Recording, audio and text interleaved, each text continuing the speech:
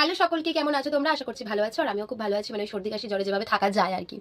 তো ভিডিও শুরু করার আগে প্রত্যেককে জানাই শুভ বিজয়া। বিজয়ের অনেক অনেক শুভেচ্ছা, অভিনন্দন ও ভালোবাসা প্রত্যেককে।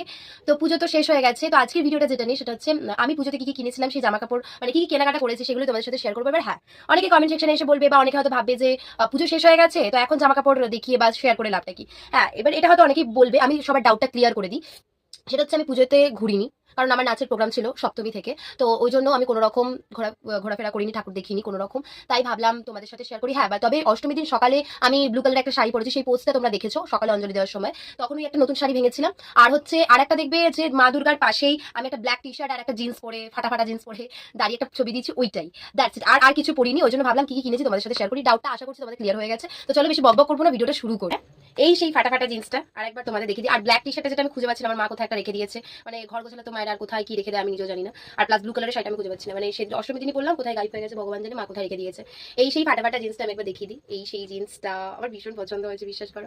আমি এটা নিয়েছিলাম স্টাইল বাজার থেকে নিয়েছিলাম, ঠিক আছে। হ্যাঁ, এটা স্টাইল বাজার থেকে নিয়েছি, কিন্তু কোমর একটু ঢেলা হচ্ছে, একটু। মানে আমার অ্যাকচুয়ালি 32 কোমর, আমি জানতামও না। এটা আমি স্ল্যানেটে গিয়ে জানতে পেরেছি আমার 32 কোমর বলে।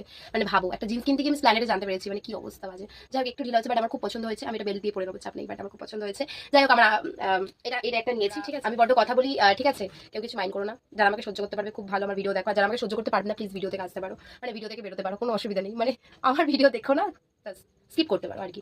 যাই হোক, নেক্সট এটা নিয়েছি, ঠিক আছে। ওটা তো পরে নিয়েছি, এটা আমি পরিনি, ঠিক আছে। না না, এটা পড়েছি প্রোগ্রামে। এটা এটা আমি প্রোগ্রামে পড়ে গিয়েছিলাম। এটাও আমি স্টাইল বাজার থেকে নিয়েছি। কেমন হচ্ছে অবশ্যই জানিও কিন্তু কমেন্ট সেকশনে। এটা একটা নিয়েছি, এটা ক্রপ টপের মধ্যে। যাই হোক, আরো দুটো নতুন কিছু দেখাই। এই যে এটা ইচ্ছা আছে আমার বাড়ির লক্ষ্মী পুজোতে পরবো আমি। আমার মাসি দিয়েছে, মেজো মাসি। আমি একবারও পরিনি এটা, তোমাদের দেখাই একবার।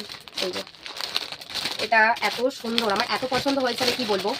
কিন্তু একবারও পড়া হয়নি। আমার মাসি খুব রাগ করেছে, মানে খারাপ ভেবেছে যে ও পড়লো না। আসলে আমি কোনো কিছু পড়ার সময় পাইনি, কারণ আমার যেহেতু প্রোগ্রাম চলছিল।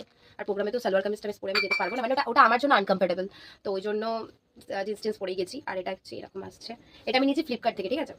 এত ভালো কোয়ালিটি আসবে আমি আনএক্সপেক্টেড, মানে আমি ভাবিও নি। এত সুন্দর জামাটা, দেখো তোমরা খালি। এটা লংটা পুরো এতটা আসছে, আশা করছি তোমরা দেখতে পাচ্ছ। এত সুন্দর জামাটা, আমার ভীষণ ভালো লেগেছে। এটা একটা, এটা উপরেরটা। নিচের প্যান্টটা আমি দেখাই, মানে সেট পুরো নিয়েছি। এই যে এটা না প্রপার একটা, মানে সারারা যেটা হয় ওটাই, ঠিক আছে। কিন্তু এটা এত সুন্দর, আর প্যান্টটা এরকম, মানে নিচের দিকটা ঠিক এরকম, ঠিক আছে। দেখতে পাচ্ছ কিনা জানি না। ভীষণ ভালো প্যান্ট এটা, মানে আমার ভীষণ ভালো লেগেছে, আমার ভীষণ পছন্দ হয়েছে।